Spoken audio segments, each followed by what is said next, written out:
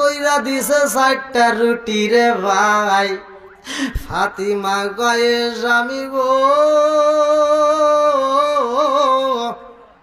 ও প্রাণের স্বামী, আপনি তো না খায়া রয়েছেন গো স্বামী, সারাটা দিন রোজা রাখেছেন, আমিও রোজা রাখছি, আমরা দুইজনে সইতে পারবো, কিন্তু হাসান হুসাইন রে কেমনে বুঝাবো, বুঝে আসে না। দুইটা ভাই কানতে কানতে মায়ের সামনে আইসা কয়, মা গো, ও মা, পেটের ক্ষুধা সইতে পারি না, তাড়াতাড়ি খাবার দাও। ফাতেমার একটা অভ্যেস ছিল, কিতাবের ভিতরে আছে, যদি হাসান হুসাইন বেশি পাগলামি করতো তাহলে বলতো তোমার নানার রওজার পাশে যাও। আল্লাহু আকবার কোন। এবার ফাতেমা বলতেছে তোমার নানার রওজার পাশে যাও। আল্লাহু আকবার কোন।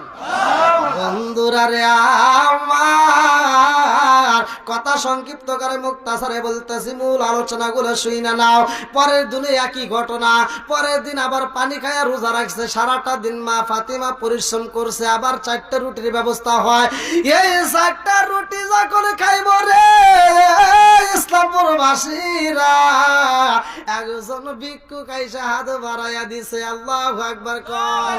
ওয়ালা ইয়াহুদ্দু আলা তুআমিল মিসকিন,